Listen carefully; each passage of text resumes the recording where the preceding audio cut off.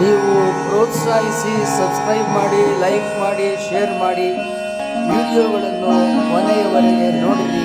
ನಿಮ್ಮ ಸಹಕಾರ ನಮಗೆ ಇದೇ ರೀತಿಯಲ್ಲಿ ಮುಂದುವರಿಯಲಿ. ಆನೆಯ ಜರಿದ ಕೋಣವನೇರಿದರೆ ಆರೇಲ ಮಾಡುವರು.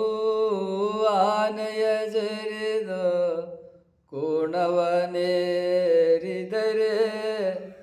ಆರೇಲ ಮಾಡುವರು. ಪಾಯಸ ಜರಿದು ಮದ್ಯವ ಕುಡಿದರೆ ಆರೇನ ಮಾಡುವರು. ಆನೆಯ ಜರಿದು ಕೋಣವನೇರಿದರೆ ಆರೇನ ಮಾಡುವರು.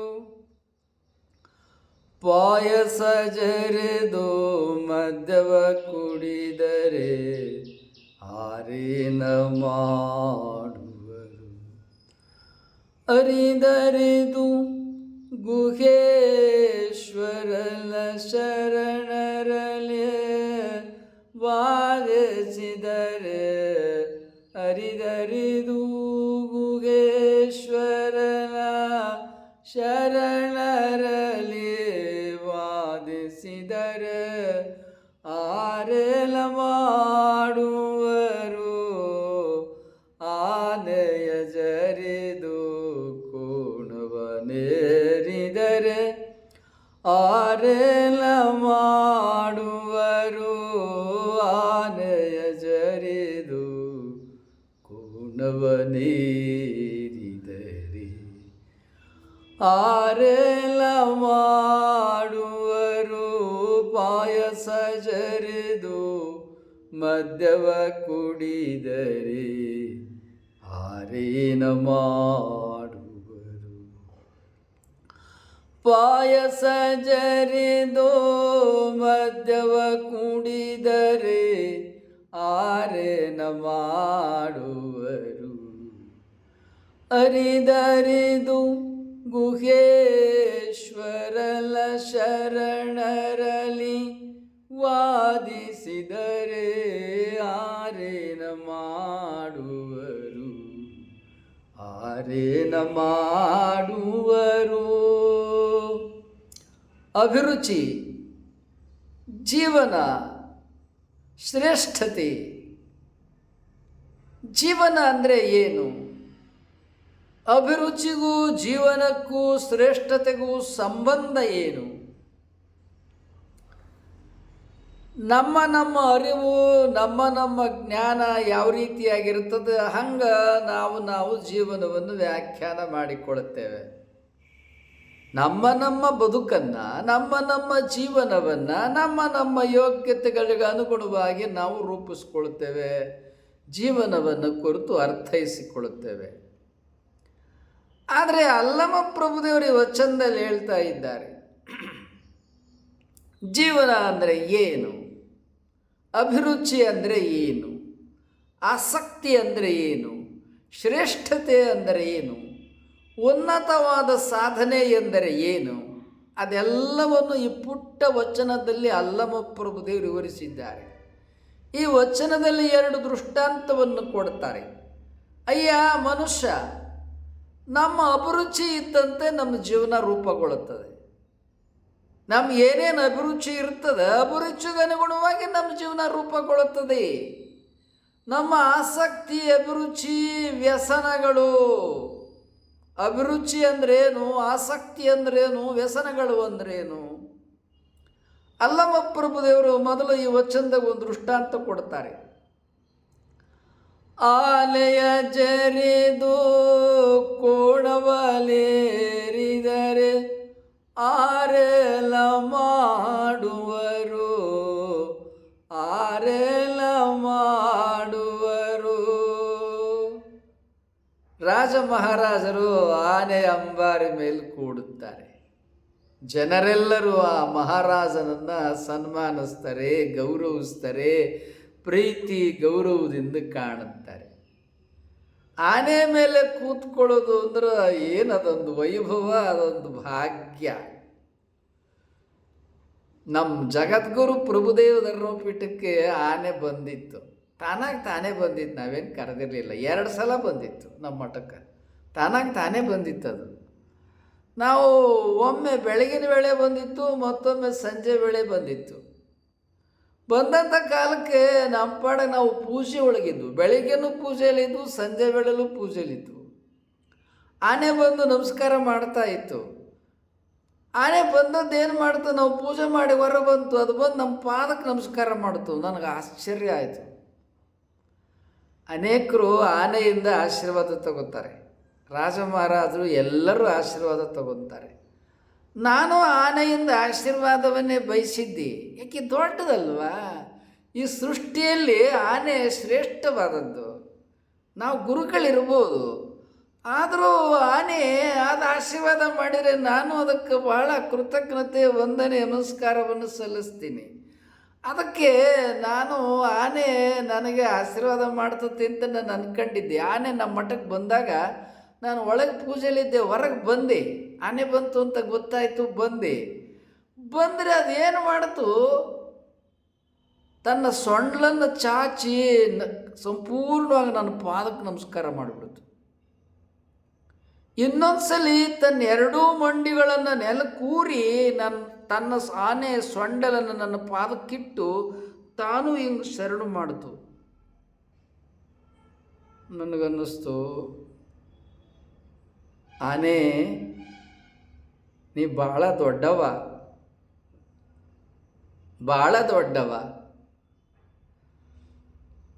ನಾನು ನಿನ್ನಿಂದ ಆಶೀರ್ವಾದವನ್ನು ಬಯಸ್ತಾ ಇದ್ದೀನಿ,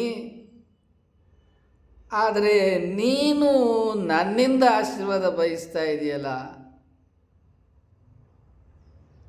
ನಿಜವಾಗಿಯೂ ಇದು ನನಗೆ ಬೆರಗು ಮತ್ತು ಆಶ್ಚರ್ಯ. ಇವತ್ತಿಗೂ ಆ ಘಟನೆ ನಡೆದು 2 ಸಲ ನಡೆದದು. ಈ ಘಟನೆ ನನ್ನ ಮಠದೊಳಗೆ ಜೋಗದ ಜಲಪಾತದಲ್ಲಿ ಜಗದ್ಗುರು ಪ್ರಭುದೇವ ಧರ್ಮಪೀಠದಲ್ಲಿ ಇನ್ನೂ ಮಠ ಅವಾಗ ಅಲ್ಲಂಪ್ರಭು ಅಕ್ಕಮಹಾದೇವಿ 2 ಗುಡಿಗಳಿದ್ವು.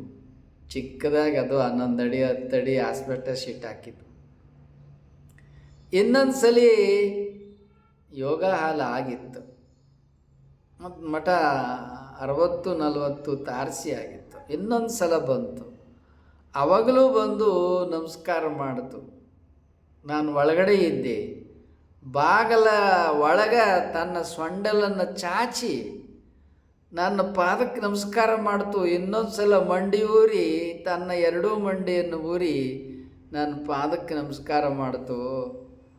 ನಾನು ನಿಜವಾಗಿಯೂ ಆನೆಗೆ ನಾನು ನಮಸ್ಕಾರ ಮಾಡ್ತೀನಿ. ನನಗಿಂತ ದೊಡ್ಡದು ಪರಮಾತ್ಮ ಆನೆಯಲ್ಲೂ ಇದ್ದಾನೆ. ನಾನು ಆನೆಯಿಂದ ನಮಸ್ಕರಿಸ್ಕೊಂಡು ನಾ ಏನು ದೊಡ್ಡವ ಅಂತ ನಾನು ಭಾವನೆ ಮಾಡಿಲ್ಲ. ನನಗೆ ಆ ಭಾವನೆ ಬಂದಿಲ್ಲ. ನಾ ಆನೆಗಿಂತ ಏನು ದೊಡ್ಡವನಲ್ಲ, ಸೃಷ್ಟಿಗಿಂತ ನಾನೇನು ದೊಡ್ಡವನಲ್ಲ.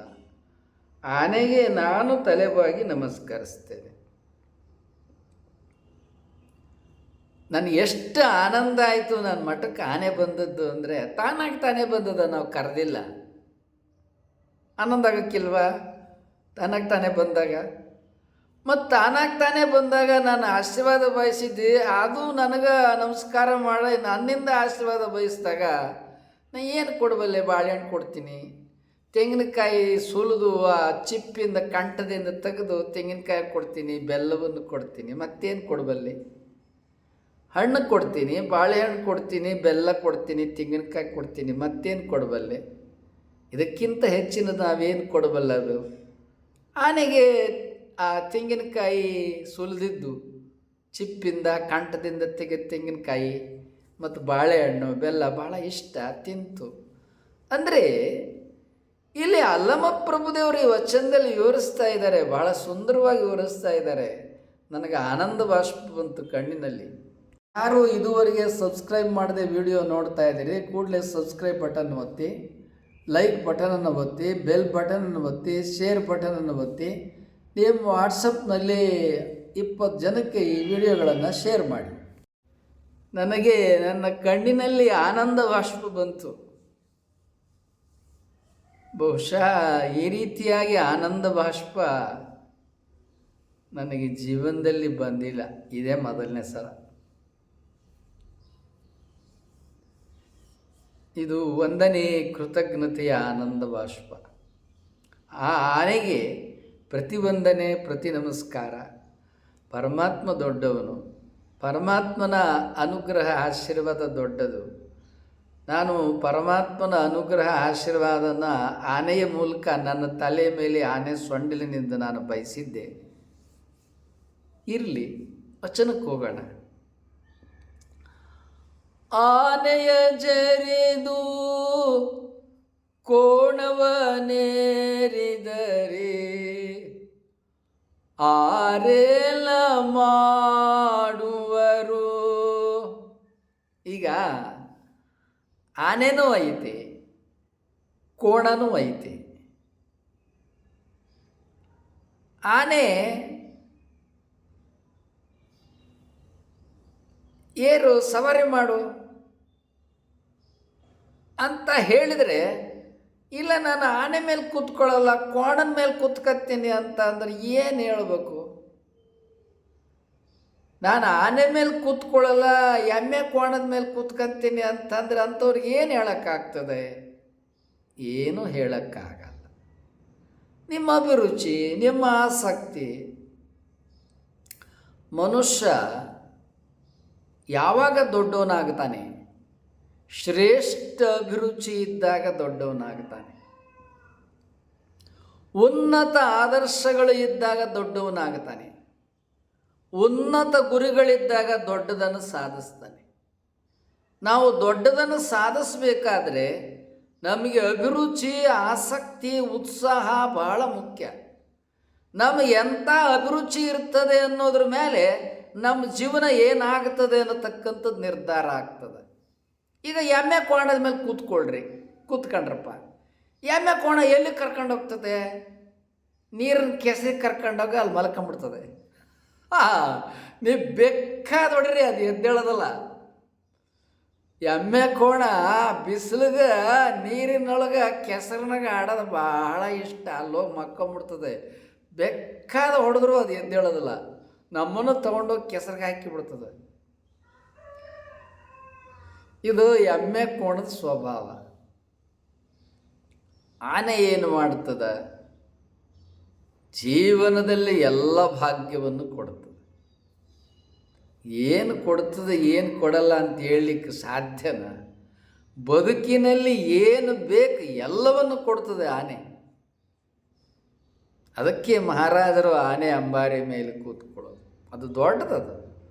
ಆನೆ ಮೇಲೆ ಕೂತ್ಕೊಂಡಾಗ ಎಲ್ಲರೂ ಅವನನ್ನು ಕೊಂಡಾಡ್ತಾರೆ, ಗೌರವಿಸ್ತಾರೆ. ಶ್ರೇಷ್ಠವಾದ ಉನ್ನತವಾದ ಅಭಿರುಚಿ. ಆನೆ ಮತ್ತು ಕೋಣ ಎರಡು ಕಪ್ಪೆ ಅದಾವ, ಎರಡು ಸ್ವಲ್ಪ ಎತ್ತರವಾಗಿರ್ತಾವೆ. ಕಾಡು ಕೋಣ ಅವು ಬಹಳ ಜಬರ್ದಸ್ತ್ ಇರ್ತಾವೆ, ಬಹಳ ಜೋರು ಇರ್ತಾವೆ. ಅವನ್ನು ಕಾಡು ಕೋಣ, ಊರು ಕೋಣ, ಕಾಡು ಕೋಣ. ಆ ಕಾಡು ಕೋಣ ಕೂಡ ಅವು ಏನು ಆನೆ ಇದ್ದಂಗೆ ಇರ್ತಾವೆ. ಆದರೆ ಆನೆಯ ಜರಿದು ಕೋಣವನೇರಿದರೆ ಆರೇಲ ಮಾಡುವರು, ಆರೇಲ ಮಾಡುವರು. ನೀನು ಆನೆ ಮೇಲೆ ಕೂತ್ಕೊಳ್ಳಯ್ಯ ಅಂತ ಅಂದರೆ ಬೇಡ, ನಾನು ಕೋಣ ಮೇಲೆ ಕೂತ್ಕೊತೀನಿ ಅಂತಂದ್ರೆ ನೀನು ಇಷ್ಟಪ್ಪ ಅಂತಾರೆ. ಮತ್ತೇನು ಮಾಡೋಕ್ಕಾಗ್ತದೆ? ನಿನ್ನ ಗುರಿಯಲ್ಲಿ ಕರ್ಕೊಂಡು ಹೋಗ್ತದೆ, ನಿನ್ನ ಅಭಿರುಚಿ ಆ ಕಡೆ ಕರ್ಕೊಂಡು ಹೋಗ್ತದೆ ಅಂತೇಳಿ ಸುಮ್ಮನೆ ಆಗ್ಬೇಕು. ಬೇರೆ ಏನು ಮಾಡೋಕ್ಕೆ ಬರೋದು. ಅಲ್ಲಮ ಪ್ರಭುದೇವರು ಮುಂದಿನ ಸಾಲಿನಲ್ಲಿ ಹೇಳ್ತಾರೆ ವಚನದೊಳಗೆ, ಪಾಯಸ ಜರಿದು ಮದ್ಯವ ಕುಡಿದರೆ ಆರೇಲ ಮಾಡುವರು, ಆರೇಲ ಮಾಡುವರು. ಪಾಯಸ ಜರಿದು ಮದ್ಯವ ಕುಡಿದರೆ ಆರೇಲ ಮಾಡುವರು, ಆರೇಲ ಮಾಡುವರು. ಒಂದು ಕಡೆ ಪಾಯಸ, ಏನು ಪಾಯಸ ಅಂದರೆ ಅದ್ಭುತ. ಅದು ಪಾಯಸ ನಾವು ಪಾಯಸ ಮಾಡೋದ್ರಾಗ ನಂಬರ್ 1. ಯಾಕೆ? ನಮ್ಮನ್ನ ಗುಲ್ಬರ್ಗಕ್ಕೆ ರಾಮಕೃಷ್ಣಾಶ್ರಮ ಸ್ವಾಮೀಜಿಗಳು ನಮ್ಮ ಜಗದ್ಗುರು ಪ್ರಭುದೇವರ ಪೀಠಕ್ಕೆ ಬಂದು ಕರ್ಕೊಂಡು ಹೋಗಿದ್ರು. ರಾಮಕೃಷ್ಣಾಶ್ರಮದ ಸ್ವಾಮೀಜಿಗಳು 4 ಜನ ಸ್ವಾಮೀಜಿಗಳು ನಮ್ಮ ಮಠ ಜೋಗ್ ಫಾಲ್ಸ್ ಮಠಕ್ಕೆ ಬಂದು, ಸ್ವಾಮೀಜಿಯವರೇ ನೀವು ಗುಲ್ಬರ್ಗದಲ್ಲಿ ಬಂದು ಪ್ರವಚನ ಮಾಡಬೇಕು, ನಾವು ವ್ಯವಸ್ಥೆ ಮಾಡ್ತೇವೆ. ಮತ್ತು ನೀವು ಅಲ್ಲಮ ಪ್ರಭುದೇವ್ರ ಪ್ರವಚನವನ್ನೇ ಮಾಡಬೇಕು, ನಾವು ವ್ಯವಸ್ಥೆ ಮಾಡುತ್ತೇವೆ ಅಂತೇಳಿ ಅವ್ರು ಕರ್ಕೊಂಡು ಹೋಗಿದ್ರು. 1 ತಿಂಗಳು ನೀವು ಅಲ್ಲಮ ಪ್ರಭುದೇವ್ರ ಪ್ರವಚನ ಮಾಡ್ಬೇಕಂತ. ಅವ್ರು ಅದ್ಭುತ ಪ್ರವಚನದ ವ್ಯವಸ್ಥೆ ಮಾಡಿದರು ಬಿಡ್ರಿ. ರಾಮಕೃಷ್ಣಾಶ್ರಮದವರು ಬಹಳ ಅದ್ಭುತ, ಬಹಳ ಸುಂದರ. ಗುಲ್ಬರ್ಗ ತುಂಬ ಪ್ರವಚನ ಮೆರೆಸ್ಬಿಟ್ರು. ಅಷ್ಟು ಸುಂದರವಾಗಿ ನಮ್ಮ ಪ್ರವಚನವನ್ನು ಗುಲ್ಬರ್ಗದಲ್ಲಿ ಅವರು ವ್ಯವಸ್ಥೆಗೊಳಿಸಿದರು. ಸರಿ, ನಾವು ನಮ್ಮ ಜೊತೆಗೆ 5 ಹುಡುಗರಿದ್ದರು. ನಾವೇ ಎಲ್ಲರಿಗೂ ಅಡುಗೆ ಮಾಡಿ ಹಾಕ್ತೀವಿ, ನಾವು ಬೇರೆಯವರಿಂದ ಅಡುಗೆ ಮಾಡಿಸ್ಕೊಳ್ಳಲ್ಲ. 100 ಜನ ಇರಲಿ, 1000 ಜನ ಇರಲಿ, ನಾವೇ ಎಲ್ಲರಿಗೂ ಅಡುಗೆ ಮಾಡಿ ಹಾಕ್ತೀವಿ. ಸಹಕಾರಕ್ಕೆ ಜನರಿಂದ ತಗೋತೇವೆ, ಕಾಯಿಪಲ್ಯ ಹೆಚ್ಚಕ್ಕೆ, ಪಾತ್ರೆ ತೊಳೆಯಕ್ಕೆ, ಅದಕ್ಕೆ ಇದಕ್ಕೆ ಎಲ್ಲನೂ. ಆದರೆ ಅಡುಗೆ ಸಿದ್ಧಗೊಳಿಸೋದು ನಾವೇ.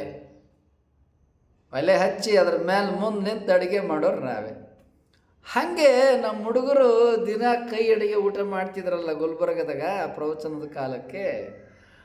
ಅವರು ದಿನ ಸ್ವಾಮೀಜಿಗಳು ನಮ್ಮನ್ನು ಭೇಟಿಗೆ 2 ಸಲ ಬರೋರು. 11 ಗಂಟೆಗೆ ಒಮ್ಮೆ ಬರೋರು, ಸಂಜೆ 4 ಗಂಟೆಗೆ ಒಮ್ಮೆ ಬರೋರು. ಮತ್ತು ಸಂಜೆ 6:30 ಬಂದು ಪ್ರವಚನ ಕರ್ಕೊಂಡು ಹೋಗೋರು, ಮತ್ತು ಕಳಿಸ್ಕೊಡೋರು. ಹಾಗೆ ಪ್ರವಚನದ ವ್ಯವಸ್ಥೆ ಬರೋರು ಮಾಡೋರು ಆದಾಗ ಈ ಹುಡುಗರಿದ್ರು 5 ಜನ. ಅವರು ಮಾತು ಕೂತ್ಕೊಳ್ಳೋರು. ಮಾತು ಕೂತ್ಕೊಂಡಾಗ ಹುಡುಗರನ್ನ ಅವ್ರು ಕೇಳೋರು, ಅಡುಗೆ ಇತ್ಯಾದಿ ವಿಚಾರದ್ದೆಲ್ಲ ಅವರೇ ವ್ಯವಸ್ಥೆ ಮಾಡಿದರು.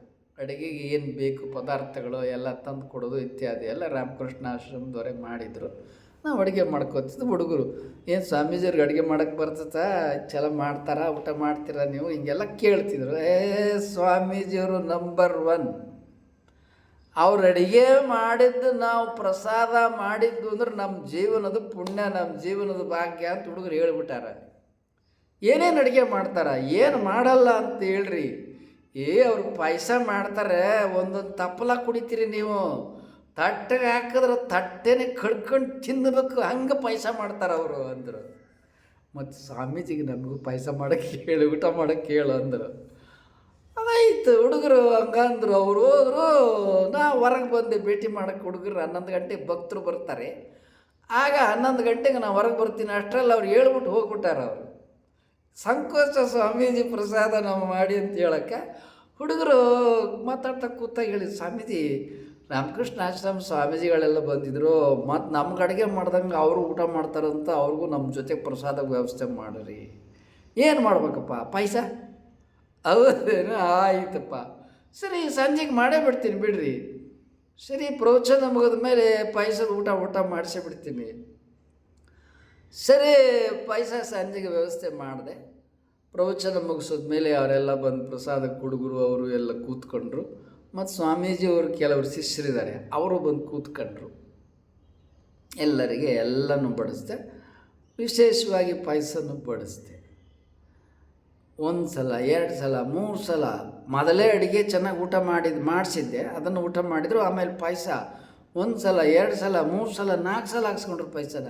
ಸ್ವಾಮೀಜಿ ಇನ್ನೂ ಬೇಕು, ಇನ್ನೂ ಬೇಕು. ಏನು ಸ್ವಾಮೀಜಿ, ನಮ್ಮ ಜನ್ಮದಲ್ಲಿ ಇಂಥ ಪಾಯಸ ಊಟ ಮಾಡೇ ಇಲ್ಲ ಸ್ವಾಮೀಜಿ, ಇನ್ನಕ್ಕೆ ಶುರು ಮಾಡಾರ ಸ್ವಾಮಿಗಳು. ರಾಮಕೃಷ್ಣ ಆಶ್ರಮ ಸ್ವಾಮಿ, ಏನು ಅಡುಗೆ ಮಾಡಿ ಆ ಪಾಯಸಕ್ಕೆ ಹಾಕಿದ್ದೀರಿ ಸ್ವಾಮೀಜಿ, ಅದೇನು ಪರಿಮಳ, ಅದೇನು ರುಚಿ, ಅದೇನು ಸ್ವಾದ ಸ್ವಾಮೀಜಿ, ಇದು ಅಮೃತ ಹಿಂಗೆ ಅವ್ರು ಕೊಂಡಾಡಕ್ಕೆ ಶುರು ಮಾಡಿದರು. ಆಗ ಅಲ್ಲಮ ಪ್ರಭುದೇವ್ರ ವಚನ ಸಾಲು ನೆನಪಾಯಿತು. ಪಾಯಸ ಜರಿದು ಮದ್ಯವ ಕುಡಿದರೆ ಆರೇಲ ಮಾಡುವರು, ಆರೇಲ ಮಾಡುವರು. ಸರಿ, ಅವರು ಪಾಯಸ ಊಟ ಮಾಡಿ ಎಲ್ಲ ಮಾಡಿ ಹೋದ್ರಲ್ಲ. ಸ್ವಾಮೀಜಿಯವ್ರ ಜೊತೆ ಅವರೊಂದಿಬ್ಬರು ಶಿಷ್ಯರು ಬಂದಿದ್ದರು. ಆ 2 ಶಿಷ್ಯರು ಹತ್ರ ಮಲ್ಕೊಳ್ಳೋಕೆ ಹೋದಾಗ ಅಲ್ಲಿ ಮನೆಯಲ್ಲಿ ಒಬ್ಬ ಗೆಳೆಯ ಇದ್ದ, ರೂಮಲ್ಲಿ ಅವ ಬಂದಿದ್ದಿಲ್ಲ. ಇವರೆಲ್ಲ ಮಾತಾಡ್ತಾ ಇದ್ದಾರೆ. ಆ ಗೆಳೆಯನಿಗೆ ಇವರು ಹೇಳಿದ್ದಾರೆ ಮಾತಾಡ್ತಾ ಮಾಡ್ತಾ, ಸ್ವಾಮೀಜಿ ಅಡುಗೆ ಮಾಡಿದರು, ಏನು ಅಡುಗೆ ವೈಭವ, ಒಂದಕ್ಕಿಂತ ಒಂದು ರುಚಿ, ಅದರಲ್ಲೂ ಪಾಯಸ ಮಾಡಿದ್ರು ಕಣು. ನಾನು 4 ಸಲ ಹಾಕ್ಸ್ಕೊಂಡೆ, ಸ್ವಾಮೀಜಿಗಳು 4 ಸಲ ಹಾಕ್ಸ್ಕೊಂಡು ಊಟ ಮಾಡಿದರು. ಅಷ್ಟು ರುಚಿ, ಅಷ್ಟು ರುಚಿ. ಅವರು ಒಬ್ಬ ಗೆಳೆಯನ ಹೇಳ್ತಾ ಕೂತಿದ್ರು, ಇನ್ನೊಬ್ಬ ಪಕ್ಕದಾಗ ಮಲಗಿದ್ದ, ಅವನು ನಿದ್ದೆ ಮಾಡ್ತಾ ಇದ್ದ. ಅದು ಅವ್ನಿಗೆ ಎಚ್ಚರಾಗಿಬಿಡ್ತು, ಅವ್ನು ಕೇಳ್ದ, ಅವನು ಎದ್ದು ಕೂತ್ಕೊಂಬಿಟ್ಟ. ಅವ್ರು ಬಂದು ಹೇಳ್ತಾ ಇದ್ದಾರೆ ಸ್ವಾಮೀಜಿಗಳ ಹತ್ರ, ನಮ್ಮ ಹುಡುಗರ ಹತ್ರ. ಆ ಮಲಗಿದ್ದವನು ಎದ್ದು ಕೂತ್ಕೊಂಬಿಟ್ಟ. ನಾನು ಬಿಟ್ಟು ನೀವು ಹೆಂಗೆ ಹೋಗಿ ಊಟ ಮಾಡಿದ್ರಿ, ನನಗೂ ಪಾಯಸ ಊಟ ಮಾಡಿಸಿ, ನಾನು ಸ್ವಾಮೀಜಿ ಕೈಯಲ್ಲಿ ಪಾಯಸ ಊಟ ಮಾಡಬೇಕು. ಇದು ಪಾಯಸದ ಮಾತ್ರ. ಇದು ಗುಲ್ಬರ್ಗದಲ್ಲಿ ನಡೆದ ಘಟನೆ. ಅಂದರೆ ಅಲ್ಲಮ್ಮ ಪ್ರಭುದೇವರು ವಚನದಲ್ಲಿ ಹೇಳ್ತಾ ಇದ್ದಾರೆ, ಆ ಪಾಯಸದ ಸ್ವಾದ, ಆ ಪಾಯಸದ ರುಚಿ, ಪರಿಮಳ, ಸ್ವಾದ, ಅದನ್ನು ಮಾತಿನಲ್ಲಿ ವರ್ಣಿಸ್ಲಿಕ್ಕೆ ಸಾಧ್ಯ ಇಲ್ಲ. ಅದನ್ನು ಕುಡ್ದು ಅನುಭವಿಸ್ಬೇಕು, ಅದನ್ನು ಊಟ ಮಾಡಿ ಅನುಭವಿಸ್ಬೇಕು. ಇಂಥ ಪಾಯಸ ಬಿಟ್ಟು ಮದ್ಯ ಕುಡಿತಾರ, ಹೆಂಡ ಕುಡಿತಾರ, ಸರಾಯಿ ಕುಡಿತಾರ ಅಂದ್ರೆ ಏನು ಹೇಳ್ಬೇಕು ಅವ್ರ ಅಭಿರುಚಿಗೆ? ಕುಡಿದು ತೂರಾಡಿ ಎಲ್ಲಿ ಬೇಕಲ್ಲಿ ಚರಂಡಿಗೆ ಬೀಳ್ತಾರ ಅಂದ್ರೆ ಏನು ಹೇಳ್ಬೇಕು ಅವ್ರ ಕತೆಗೆ? ಅದಕ್ಕೊಂದು ಕತೆ ಹೇಳಲಿನ ಹೇಳಿಬಿಡ್ತೀನಿ, ಸಂದರ್ಭ ಬಂದದ. ವಿಡಿಯೋ ಒಂಚೂರು ಉದ್ದ ಆದರೂ ಆಗಲಿ. ಪಾಯಸದ ಕತೆ ಹೇಳ್ದಂಗೆ ಮದ್ಯದ ಕತೆನೂ ಒಂದು ಹೇಳಿಬಿಡ್ತೀನಿ. ಹಳಿಯಾಳದಾಗ ನಾವು ಪ್ರವಚನ ಮಾಡ್ತಾ ಇದ್ವಿ. ಅಲ್ಲಿ ಭಕ್ತರಿಗೆ ನಾವು 11 ಗಂಟೆಗೆ 4 ಗಂಟೆಗೆ ಭೇಟಿ ಕೊಡ್ತೀವಿ. ಯಾವುದೇ ಊರಲ್ಲಾದರೂ ಅಷ್ಟೇ. ನಾವು ಭೇಟಿ ಮಾಡೋ ಸಮಯ, ಯಾರೇ ಭಕ್ತರು ನಮ್ಮನ್ನು ಭೇಟಿ ಮಾಡಬೇಕಾದ್ರೆ ಬೆಳಿಗ್ಗೆ 11 ಗಂಟೆಯಿಂದ 12 ಗಂಟೆಗೆ ಬಂದು ಭೇಟಿ ಮಾಡಬೇಕು. ಉಳಿದ ಟೈಮಿಗೆ ನಾವು ಅವೈಲಬಲ್ ಇರಲ್ಲ. ಸಂಜೆ 4 ಗಂಟೆಯಿಂದ 5 ಗಂಟೆಗೆ ಭೇಟಿಗೆ ಸಿಗ್ತೇವೆ. ಉಳಿದ ವೇಳೆಗೆ ನಾವು ಅವೈಲಬಲ್ ಇರಲ್ಲ. ಬೇಕಾದವ್ರು ಬರಲಿ, ಆ ವೇಳೆಗೆ ಅವ್ರು ಬರಬೇಕು. ಉಳಿದ ವೇಳೆಗೆ ನಾವು ಅವೈಲಬಲ್ ಇರಲ್ಲ. ಹಂಗೆ ಇದ್ದಂಥ ಕಾಲದೊಳಗೆ ನಾವು ಬೆಳಿಗ್ಗೆ ಅಷ್ಟೊತ್ತಿಗೆ ಯೋಗ ಮಾಡ್ತೀವಿ. ಯೋಗನೂ ಎಲ್ಲರಿಗೂ ಕಲಿಸ್ತೀವಿ. 5 ರಿಂದ 6, 6 ರಿಂದ 7 ಎಲ್ಲ ಕಾಯಿಲೆ ವಾಸಿ ಮಾಡ್ತೀವಿ. ಯೋಗ ಶಿಬಿರಗಳು ನಡೀತವೆ, ಪುರುಷರಿಗೆ, ಮಹಿಳೆಯರಿಗೆ. ಸಂಜೆಗೆ ನಮ್ಮದು 7 ರಿಂದ 9 ಪ್ರವಚನ ಇರ್ತದಲ್ಲ, ಅದಕ್ಕೆ ಸಂಜೆ ವೈಯಕ್ತಿಕವಾಗಿ ನಾವಿದ್ದಲ್ಲಿ ಯೋಗ, ಎಕ್ಸಸೈಸು ಇವೆಲ್ಲ ಮಾಡ್ಕೋತಿರ್ತೀವಿ. ಹಂಗೆ ಒಬ್ಬ ಮನುಷ್ಯ ಬಂದು ಸಾಯಂಕಾಲ 4:15 ಇರಬೇಕು. ನಾನು ಯೋಗ ಎಕ್ಸಸೈಸ್ ಮಾಡ್ತಕ್ಕ ಶುರು ಮಾಡಿದ್ದೀನಿ. ನಮ್ಮ ಹುಡುಗರು ಪ್ರವಚನ ವ್ಯವಸ್ಥೆಗೆ ಮೈಕು ಇತ್ಯಾದಿಗೆಲ್ಲ ಅವ್ರು ಹೋಗಿದ್ದಾರೆ. ಹೊರಗೆ ಕಿಟಕಿಯಲ್ಲಿ ಯಾರೋ ಒಬ್ಬ ಮನುಷ್ಯ ಎಣಕ್ಕೆ ನೋಡಿದರು. ಸರಿ, ಯಾರು ಬರ್ರಿ ಕದ ತೆರೆದೆ. ಯಾಕೆಂದ್ರೆ 4 ರಿಂದ 5 ನಂದು ಭೇಟಿನೇ ಐತೆ. ನಾನು ಯಾರೂ ಬರಲಿಲ್ಲ ಅಂಥೇಳಿ ಯೋಗ ಎಕ್ಸಸೈಸ್ ಶುರು ಮಾಡಿದ್ದೆ. ಬಂದವರು ನನ್ನ ಪಾದ ಹಿಡ್ಕೊಂಡು ಅಳಕ್ಕೆ ಶುರು ಮಾಡಿದರು. ಏನು ಅಳ್ತಾರ ಅಂದ್ರೆ ಅಬ್ಬಾ, ಅಷ್ಟು ಕಣ್ಣೀರು ಕಳೆದನ್ನು ನಾನೆಲ್ಲೂ ನೋಡೇ ಇಲ್ಲ. ನಾನು ಅಳೋದನ್ನು ಭಾಳ ನೋಡಿದ್ದೀನಿ, ನಾನು ಹತ್ತಿದ್ದೀನಿ ಜೀವನದಲ್ಲಿ. ಆದರೆ ಅಷ್ಟು ಕಣ್ಣೀರು ಕಳೆದನ್ನು ಎಲ್ಲೂ ನೋಡೇ ಇಲ್ಲ. ಅವ ಕಣ್ಣೀರು ಕತ್ತು ನನ್ನ ಪಾದಕ್ಕೆ ತನ್ನ ಕಣ್ಣೀರಿನಿಂದ ನನ್ನ ಪಾದಗಳನ್ನು ತೊಯಿಸ್ಬಿಟ್ಟ. ಅಷ್ಟು ಕಣ್ಣೀರು ಹಾಕಿಬಿಟ್ಟ. ಯಾಕೋ ಹೇಳೋ, ಏನು ನಿನ್ನ ಕಷ್ಟ, ಏನು ಹೇಳಯ್ಯ ಹಿಂಗೆ ಕೇಳಿದೆ. ಅವನು ಭಾಳ ಹೊತ್ತು ಆದಮೇಲೆ ಹಂಗೆ ಹತ್ಕೊಂಡನ. ಆ ಸ್ಥಿತಿಯಲ್ಲಿ ಕಣ್ಣೀರು ಹಾಕ್ಕೊಂಡು ತಲೆ ಮೇಲೆತ್ತಿ, ಸ್ವಾಮೀಜಿ ನೀವು ಪ್ರವಚನದಲ್ಲಿ ಎಷ್ಟು ಚಂದ ಕತೆ ಹೇಳ್ತೀರಿ. ನಾನು ಹಕ್ಕಿಗೂಡು ಕತೆ ಹೇಳ್ತಿರಲ್ಲ, ಕೋತಿ ಮಂಗನ ಕತೆ. ಕೆಟ್ಟವರು ಸವಾಸ ಮಾಡಿದರೆ ಗೂಡ ಕಳ್ಕೊಂಡು ಹಕ್ಕಿ ಮಟ್ಕಿ ಮಟ್ಟೆ ಮರೆ ಬೀದಿ ಪಾಲಾಗ್ತವ. ದುಷ್ಟರು ಸವಾಸ ಮಾಡಿದರೆ, ದುಷ್ಟ್ರಿಗೆ ಬುದ್ಧಿ ಹೇಳಿದರೆ, ಮೂರ್ಖಂಗೆ ಬುದ್ಧಿ ಹೇಳಿದರೆ ಹಕ್ಕಿ ಗೂಡ ಹಕ್ಕಿ ಮರಿ ಎಲ್ಲ ಬೀದಿ ಪಾಲಾಗ್ತವ. ಎಷ್ಟು ಚೆನ್ನಾಗಿ ಹೇಳ್ತೀರಿ ನೀವು ವಚನದೊಳಗೆ, ಪ್ರವಚನದೊಳಗೆ. ಸಾರ ಸಜ್ಜನರ ಸಂಘ ಲೇಸ ಕಣಯ್ಯ, ದೂರ ದುರ್ಜನರ ಸಂಘ ಭಂಗವಯ್ಯ. ಸಂಘ 2 ಉಂಟು, ಒಂದ ಹಿಡಿ ಒಂದ ಬಿಡು, ಮಂಗಳ ಮೂರ್ತಿ ನಮ್ಮ ಕೂಡಲ ಸಂಗನ ಶರಣರ. ಸ್ವಾಮೀಜಿಯವರೇ ಎಷ್ಟು ಚಂದ ಕತೆ ಹೇಳಿದ್ರಿ ನೀವು. ನಿಮ್ಮ ಕಥೆಯನ್ನು ನಾನು ಜೀವನದಲ್ಲಿ ಪರಿಪಾಲನೆ ಮಾಡಲಿಲ್ಲ ಸ್ವಾಮೀಜಿ, ಪರಿಪಾಲನೆ ಮಾಡಲಿಲ್ಲ. ಈ ಕತೆ ನಾನು ಜೀವನದಲ್ಲಿ ಅನುಷ್ಠಾನ ಮಾಡಿದರೆ ಇವತ್ತು ನನ್ನ ಜೀವನ ಹಿಂಗಾಗ್ತಾ ಇರಲಿಲ್ಲ ಸ್ವಾಮೀಜಿ ಅಂದ. ಏನಾಯಿತು ಹೇಳೋ ಮರಯ ಅಂದೆ. ಏನು ನಿನ್ನ ಹೆಸರು ಅಂದೆ. ನಾನು ಪಿಂಟೋ ಅಂದ. ನೋಡಿ, ನಾವು ಗುರುಗಳು ಕಾಯಿ ಬಟ್ಟೆ ಹಾಕಿದವರು. ಜನ ಜಗತ್ತಿನಲ್ಲಿ ಹೇಳ್ತತೆ ಆ ಧರ್ಮ ಈ ಧರ್ಮ, ಯಾವ್ಯಾವುದು ಧರ್ಮ, ವಾದ ವಿವಾದ ಏನೇನೋ ಹೇಳಿಸ್ತದೆ. ನಾವು ಪ್ರವಚನ ಹೇಳೋದು ಅಲ್ಲಮ್ಮ ಪ್ರಭುದೇವ್ರದ್ದು. ನಾನು ಪ್ರವಚನ ಕೇಳಕ್ಕೆ ಬರ್ತಾ ಇರೋನು ಕ್ರಿಶ್ಚಿಯನ್ರವ ಪಿಂಟು. ಹಳಿಯಾಳದೊಳಗೆ ನಾನು ಪ್ರವಚನ ಮಾಡಿದರೆ ಅಲ್ಲಿ ಲಿಂಗಾಯತ ಸಮಾಜನೇ ಇಲ್ಲ. ಅಲ್ಲಿರೋರು ಯಾರಪ್ಪ? ಬ್ರಾಹ್ಮಣರು, ಮರಾಠಿಗರು, ಮುಸಲ್ಮಾನರು, ಕ್ರಿಶ್ಚಿಯನ್ನರು, ಇನ್ನು ಯಾರೋ ಸ್ವಲ್ಪ ಬೇರೆ. ಮೇಜರಾಗಿ ಇವರೇ. ಅಲ್ಲಿ ಲಿಂಗಾಯತ ಸಮಾಜನೇ ಇಲ್ಲ. ಅವ್ರು ಯಾರು? ನಾವು ಯಾವುದೇ ಊರಿಗೆ ನಮ್ಮನ್ನು ಯಾರೂ ವ್ಯವಸ್ಥೆ ಮಾಡಲ್ಲ ಪ್ರವಚನಕ್ಕೆ. ಎಲ್ಲ ಊರಿಗೂ ನಾವು ಹೋಗಿ ನಾವೇ ವ್ಯವಸ್ಥೆ ಮಾಡ್ಕೊಂಡು ಅಲ್ಲಿ 1 ತಿಂಗಳು 40 ದಿವಸ 50 ದಿವಸ ಹಿಂಗೆ ಪ್ರವಚನ ಮಾಡಿ ಬರ್ತೀವಿ. ಗುಲ್ಬರ್ಗದಲ್ಲಷ್ಟೇ ರಾಮಕೃಷ್ಣ ಆಶ್ರಮ ಸ್ವಾಮೀಜಿಗಳು ನನ್ನ ಪ್ರವಚನಕ್ಕೆ ಕರ್ಕೊಂಡು ಹೋಗಿದ್ರು. ಉಳಿದು ಎಲ್ಲ ಕಡೆ ನಮ್ಮ ಪ್ರವಚನದ ವ್ಯವಸ್ಥೆ ನಾವೇ ಮಾಡ್ಕೊಂಡು ಹೋಗ್ತೀವಿ. ಎಲ್ಲ ಊರಿಗೂ ನಾವೇ ಹೋಗ್ತೀವಿ. ಹಂಗೆ ಅಳಿಯಾಳಕ್ಕೆ ನಾವೇ ಹೋಗಿದ್ವು. ಅಲ್ಲೇನು ಯಾರು ಊರನ್ನವ್ರು ವ್ಯವಸ್ಥೆ ಮಾಡಿರಲಿಲ್ಲ. ಅಲ್ಲ ಅವನು ಪಿಂಟು ಬಂದು ಕಣ್ಣೀರಾಗ್ತಾ ಇದ್ದಾನೆ. ಹೇಳೋ, ಏನಾಯ್ತು ನಿನ್ನ ಕಷ್ಟ ಹೇಳೋ. ಸ್ವಾಮೀಜಿ, ನಾನು ಜೀವನದಲ್ಲಿ ತಪ್ಪು ಮಾಡಿಬಿಟ್ಟೆ ಸ್ವಾಮೀಜಿ. ಏನಪ್ಪ, ಏನು ತಪ್ಪು ಮಾಡೋದು? ನಾನು ಹೆಂಡ್ತಿನ ಕಳ್ಕೊಂಬಿಟ್ಟೆ ಸ್ವಾಮೀಜಿ. ಯಾಕೋ, ಏನಾಯಿತು? ಏನಿಲ್ಲ ಸ್ವಾಮೀಜಿ ಅಂತ ಹಿಂಗೆಲ್ಲ ಕತೆ ಹೇಳ್ದ. ಅವನು KSRTC ಒಳಗೆ ಮೆಕ್ಯಾನಿಕ್ಕು, ಡಿಪೋದಾಗ. ಈ ಡಿಪೋ ಮೆಕ್ಯಾನಿಕ್ಗೆ ಅನೇಕರು ಗೆಳೆಯರು, ಫ್ರೆಂಡ್ಸು. ಆ ಫ್ರೆಂಡ್ಸ್ ಎಲ್ಲ ಇವನಿಗೆ ಏನು ಮಾಡಿದರೆ, ಅವರು ಕೆಲವು ಚಟಗಳನ್ನು ಇವನಿಗೆ ಬೆಳೆಸ್ಬಿಟ್ಟಿದ್ದಾರೆ. ಅವರು ತಿಂಗಳಿಗೆ 1 ಸಲ 2 ಸಲ ಇದನ್ನು ಅಭ್ಯಾಸ ಮಾಡೋದು. ಸ್ವಾಮೀಜಿ, ನಾವೆಲ್ಲ ಗೆಳೆಯರು ತಿಂಗಳಿಗೆ 1 ಸಲ ಸಂಬಳ ಬರ್ತದಲ್ಲ, ಅವಾಗ ಹೋಗಿ ಪಾರ್ಟಿ ಅಂತ ಮಾಡ್ತೀವಿ. ಹುಬ್ಬಳ್ಳಿಗೆ ಹೋಗಿ ಅಲ್ಲಿ ಬಹಳ ದುಡ್ಡು ಖರ್ಚು ಮಾಡಿ ನಾವೆಲ್ಲ ಹಾಳಾಗಿ ಬರ್ತೀವಿ. ಸರಿ, ಒಂದು ಸಲ ನನ್ನ ಪಾಳಿ ಬಂತು. ನಾನು ಅನೇಕ ಸಲ ಹೋಗಿ ಅವ್ರ ದುಡ್ಡಾಗ ನಾ ಎಲ್ಲ ಮಾಡಿ ಬಂದಿದ್ದೀನಿ. ಈ ಸಲ ನನ್ನ ಪಾಳಿ ಇದೆ ಅಂತ ಅವ್ರು ಹೇಳಿದರು. ಅಂಥವು ದುಡ್ಡಿಲ್ಲ, ನಾ ಏನು ಮಾಡಲಿ ಅಂದೆ. ಅದಕ್ಕೆ ಅವ್ರೇನು ಮಾಡಿದ್ರು, ದುಡ್ಡು ನಾವು ನಿನ್ನ ಬರೋಂಗೆ ನಾವು ತೋರಿಸ್ಕೊಡ್ತೀವಿ, ಒಂದು ಮನೆ ಕಟ್ತೀವಿ ಅಂತೇಳಿ ಸರ್ಕಾರಕ್ಕೆ ಅರ್ಜಿ ಕೊಡು, ಅವರು ಸಾಲ ಮಂಜೂರು ಮಾಡ್ತಾರೆ. ಆ ಮನೆ ಕಟ್ಟೋದು ಬರೋ ದುಡ್ಡಾಗ ನಾವು ಪಾರ್ಟಿ ವ್ಯವಸ್ಥೆ ಮಾಡು. ಮನೆ ಕಟ್ಟಕ್ಕೆ ಬರೋ ದುಡ್ಡ ಇವರು ಅಷ್ಟು ಪಾರ್ಟಿ ಖರ್ಚು ಮಾಡ್ತಾರೆ ಇವರು ಗೆಳೆಯರು. ಹಬ್ಬ ಹಂಗೆ ಬಂತು. ಎಲ್ಲ ಸುಳ್ಳು ಅರ್ಜಿ, ಸುಳ್ಳು ಸಹಿ, ಎಂಥದ್ದು ಇಲ್ಲ, ಎಲ್ಲ ಬರೀ ಸುಳ್ಳು. ಮನೆಯೂ ಇಲ್ಲ, ಸೈಟೇ ಇಲ್ಲ, ಮನೆಯಲ್ಲಿ ಕಟ್ತಾನೆ. ಹಿಂಗೆ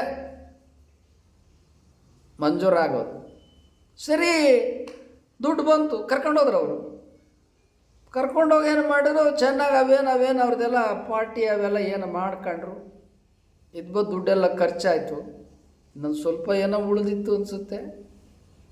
ಸರಿ, ಎಲ್ಲ ಮಧ್ಯರಾತ್ರಿ ತೂರಾಡ್ಕೊಂಡು ಅವ್ರ ಊರಿಗೆ ಹೋದರು. ಇವನು ತೂರಾಡ್ಕೊಂಡು ಬಸ್ ಹತ್ತಿ ಹುಬ್ಬಳ್ಳಿಯಿಂದ ಹಳಿಯಾಳಕ್ಕೆ ಬಂದ. ಬಸ್ ಹತ್ತಿ ಇಳಿದು ಬರ್ಬೇಕಾದ್ರೆ ನಡೆಯೋಕ್ಕೆ ಶಕ್ತಿನೇ ಇಲ್ಲ. ನಡ್ಕೊಂಡು ರಸ್ತೆಯಲ್ಲಿ ಪಕ್ಕದಾಗ ಗಟಾರ ಇರ್ತಲ್ಲ, ಗಟಾರದೊಳಗೆ ಬಿದ್ದೋಗ್ಬಿಟ್ಟ. ಮನೇಲಿ ಹೆಂಡ್ತಿ ಮಕ್ಕಳು ಕಾಕಿ ಕೂತಾರೆ. ನಮ್ಮ ಗಂಡ ಬರ್ತಾನೆ, ಇವತ್ತು ಸಂಬಳ ಬರ್ತದೆ, ನಮ್ಮ ಮನೆಗೆ ತಂದು ಕೊಡ್ತಾನ ಅಂತ.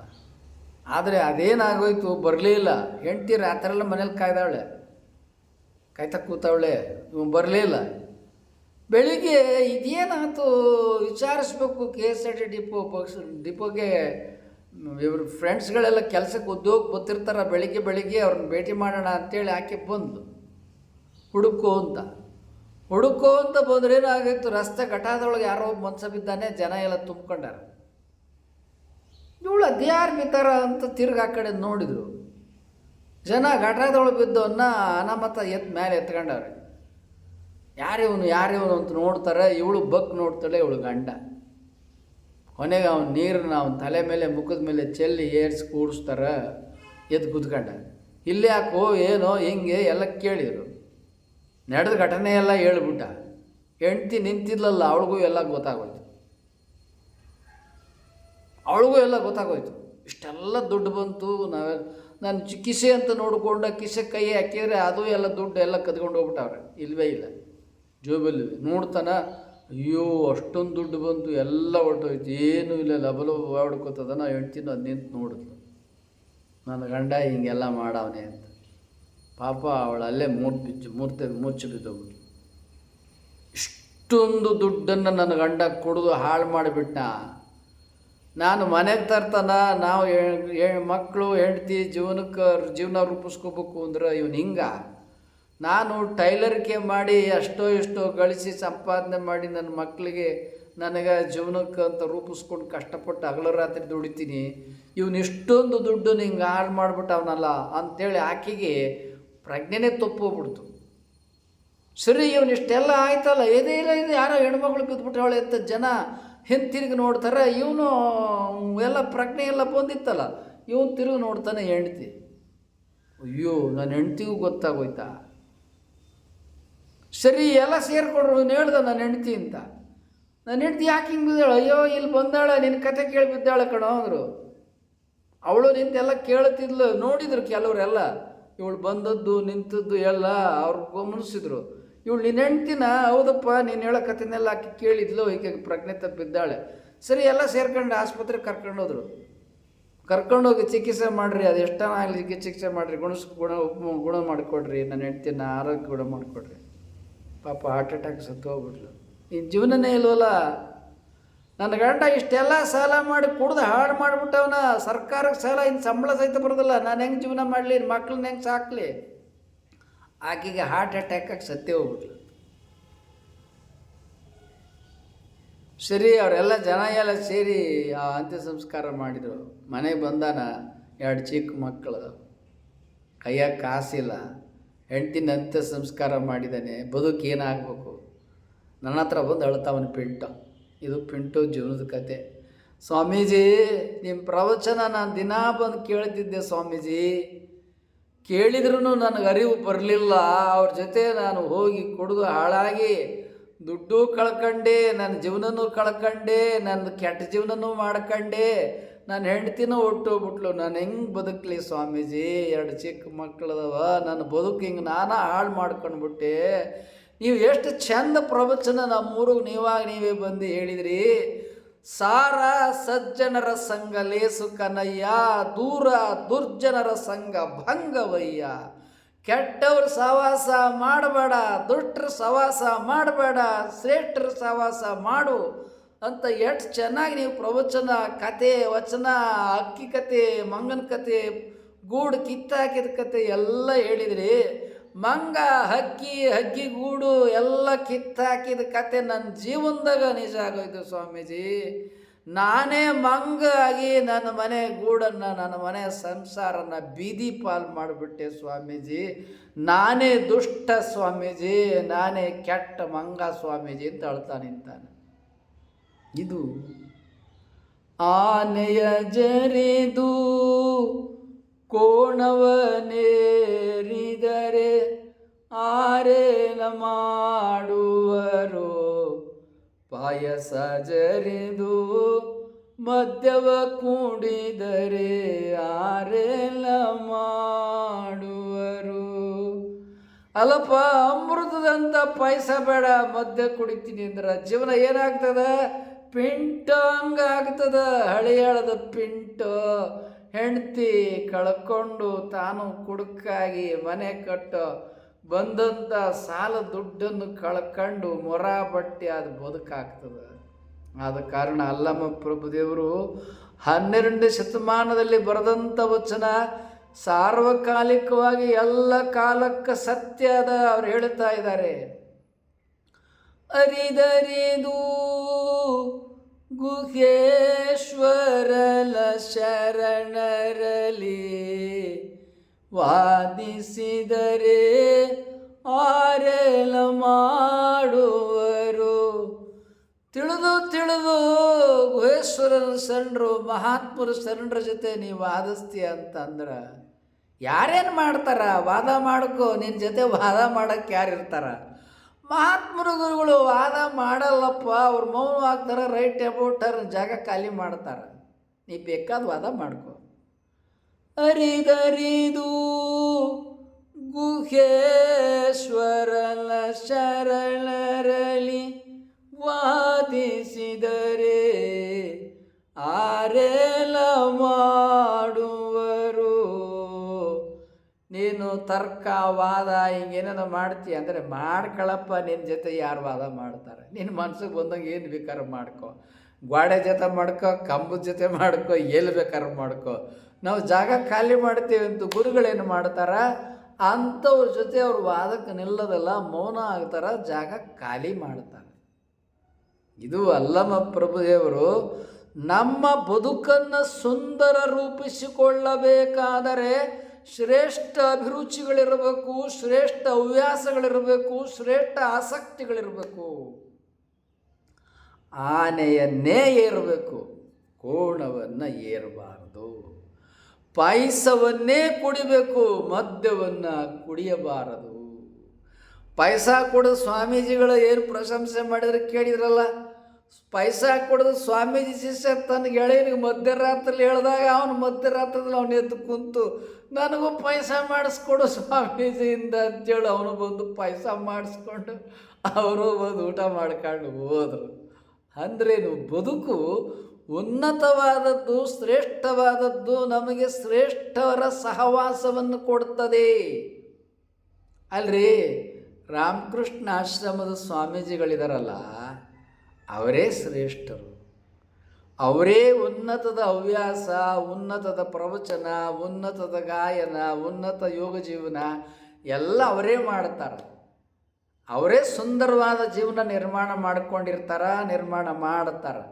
ಅಂಥವರು ನಮ್ಮನ್ನು ಜೋಗ ಜಲಪಾತಕ್ಕೆ ಬಂದು ಕರ್ಕೊಂಡೋಗಿ ಪ್ರವಚನದ ವ್ಯವಸ್ಥೆ ಮಾಡಿಸ್ತಾರೆ. ಅವ್ರು ನಮ್ಮಿಂದ 1 ತಿಂಗಳು. ಅದು ಅಲ್ಲಮ ಪ್ರಭುದೇವ್ರ ಪ್ರವಚನ ಅಂದ್ರೆ ಇದೇನದ?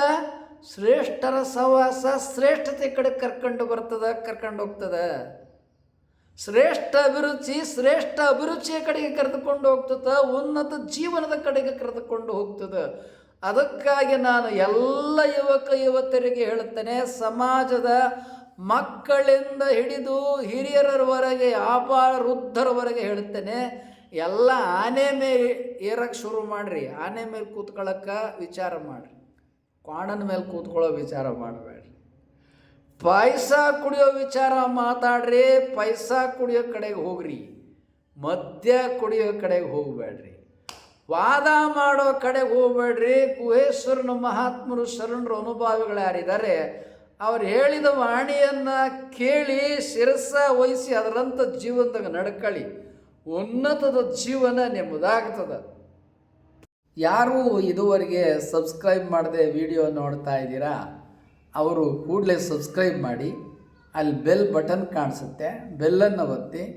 ಲೈಕ್ ಕಾಣಿಸುತ್ತೆ, ಲೈಕನ್ನು ಒತ್ತಿ. ಶೇರನ್ನು ಕಾಣುತ್ತೆ, ಶೇರನ್ನು ಒತ್ತಿ. ವಾಟ್ಸಪ್ಪಲ್ಲಿ 20 ಜನರಿಗೆ ಈ ವಿಡಿಯೋಗಳನ್ನು ಕಳಿಸಿ.